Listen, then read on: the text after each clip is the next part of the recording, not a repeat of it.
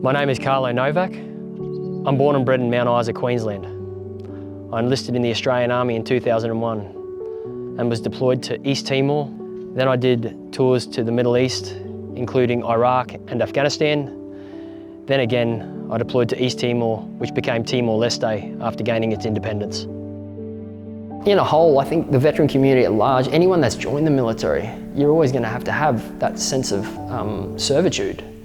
And that was something that was ingrained in me, and what was one of the big driving reasons why I wanted to join the military. I wanted to do something that was bigger than me. I love Australia, you know. I'm a very patriotic man because my father and mother coming over here, my mother came from quite a wealthy family, but my father, as I said, he came from nothing, and yeah, so we were always brought up to be so grateful for the freedoms, the opportunities that we have in this country. So yeah, in terms of what I see in the veteran community, I love that level of servitude and camaraderie is there, but I think that something that I've also in a part of my life experienced where was I started withdrawing and isolating. It wasn't like I purposely was trying to, it just happened gradually over time. And I think, yeah, you can be looking too inwardly at the time, and then before you know it, also then being identifying in your identity with your injuries, and that, yeah. And so a big motivator for me when I connect in with other veterans is just breaking bread with them, man, getting to know them, hearing their story. I love hearing everyone's walk of life, their story. One of my major missions in life is to speak life into others. Speaking life over myself, because I couldn't help others. I was trying to, in my rehab journey as well, I was trying to run ahead too quickly, and I hadn't done the hard work in myself. And till today, I still see a psychologist who's incredible. I have the beautiful family support around me. I've got a beautiful community surrounding me. That took time to build that in place. And so the last thing I just want to say, any of those veterans out there that maybe are doing it tough, that are struggling, man, don't give up. I'm Joshua Weir. I enlisted into the Army in 1995 and I served in both Bougainville and in Iraq. We're currently in Haldane Reserve, which is part of Lenna Valley. It's behind the RSL, and we're in our little memorial area that we created through the Teddy Sheehan grant, and it's used as, I guess, a place to sit and reflect when you need to. There's, say on Anzac Day or Remembrance Day, the RSL bar area is too loud for you. You can just come out here and have a quiet beer, or just to sit and think, or throughout the working week if you want to have a relaxing time in the bush, because it is a lovely area. That's its purpose.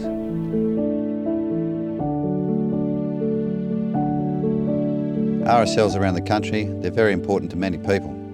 For me, it's coming here. I like to meet up with ex-veterans, chew the fat, have a good laugh. I've been on the committee here and there's always been something to do. Other times I just come here and it's just myself and reflect upon the fallen, and that's perfectly fine as well.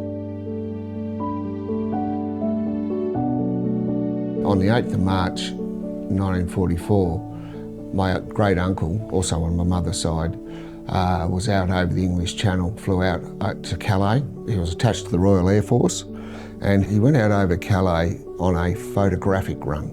And so instead of guns, they have cameras, they had super fast Spitfires, and they flew very high. And he would have been going out there to see if the German army was building up at Calais as part of the Allies' deception plan. And so as he came back, it was a really rough day, and everyone said, oh, he was shot down. He wasn't. What he did was, his engine went into his Spitfire, and he was obviously flying into the wind because you could glide across the English Channel. And he radioed that he was going to have to bail out.